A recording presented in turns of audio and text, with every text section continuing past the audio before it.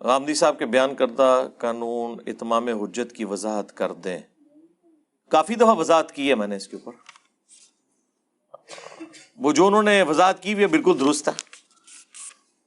یعنی کہ اللہ تعالیٰ جب کبھی بھی کہیں انبیاء کو مبعوث کرتا ہے تو نبی ہی پرفیکٹ انداز میں اتمام حجت کر سکتا ہے کسی کے اوپر، اور جب نبی کا انکار کیا جاتا ہے، نبی سے مراد یہاں میں وہ رسول جو دھمکی لگاتا ہے آ کے کہ ایمان لاؤ ورنہ بڑے دن کا عذاب آ پکڑے گا، تو پھر عذاب الہی اللہ کی طرف سے آ جاتا ہے۔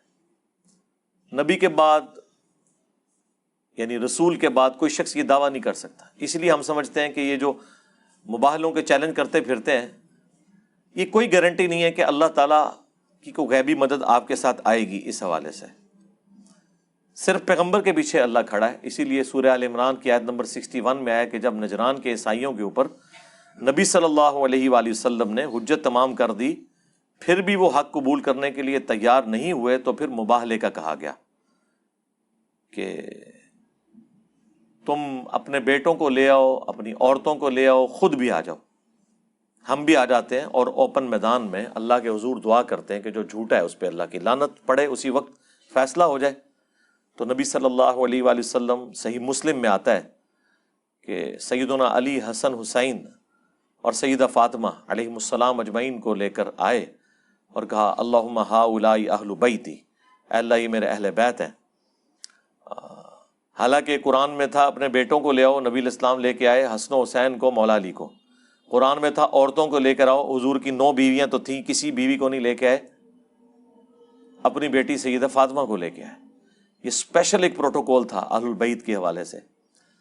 اور اس کے بعد ظاہر ہے وہ نجران کے عیسائی تو بھاگے، وہ مباہلے کے لیے تیار نہیں ہوئے، ورنہ تو کام تمام ہو جاتا، یرموک لڑنے کی نوبت ہی نہ آتی، اللہ کی طرف سے غیبی عذاب آ جاتا ان کے اوپر، جس طرح کہ اگلی قوموں پر اللہ کی طرف سے عذاب آیا کرتا تھا وقت کے پیغمبر کا انکار کرنے کے سبب۔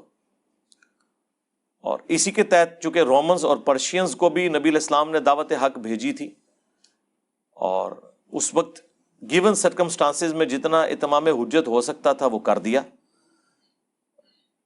خط تو اس کی ایک شکل تھی نا، ویسے بھی ان تک تو باتیں پہنچ چکی تھی، کیسر روم کو پتہ چل گیا تھا کہ یہ کوئی عام انسان نہیں ہے۔ اسی لیے آپ دیکھیں جو صحیح بخاری میں ابو سفیان کے ساتھ اس کی گفتگو ہے، ایمان لانے سے پہلے حضرت ابو سفیان جب وہاں پہ گئے تھے تو اس نے پریڈکٹ کر دیا تھا کہ ان قریب اس شخص کی حکومت یہاں تک پہنچ جائے گی، مجھے لگتا ہے یہ اللہ کا پیغمبر ہے۔ تو ان کو پتہ چل گیا تھا کہ یہ بہت غیر معمولی دعوت ہے جو کھڑی ہوئی ہے۔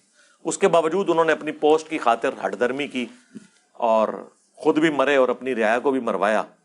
تو اللہ کی طرف سے ایک اتمام حجت ہوا پیغمبر کے ذریعے۔ میرا تو موقف یہی ہے کہ مسلمانوں کی جو بعد کی فتوحات ہیں خلفائے راشدین کے بعد، وہ ایک سپر پاور کی ایک ایکسپینشن ہے۔ اس کی وجہ یہ ہے کہ انہوں نے اپنے علاقوں کے اندر تو انصاف قائم نہیں کیا، استحصال کیا مخالفین کا۔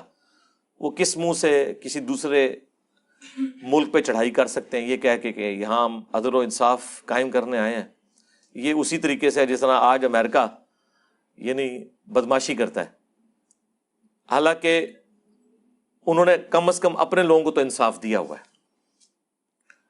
تو آپ اپنے ملکوں کے اندر اپنے رشتہ داروں کا قتل عام کریں، اختلاف رائے کسی کو کرنے نہ دیں، اور دوسرے ملکوں سے کہیں کہ ہم یہاں پہ اسلام کا نظام قائم کریں گے، تو یہ تو بالکل ایک ایسی بات ہے جسے ڈیفینڈ نہیں کیا جا سکتا۔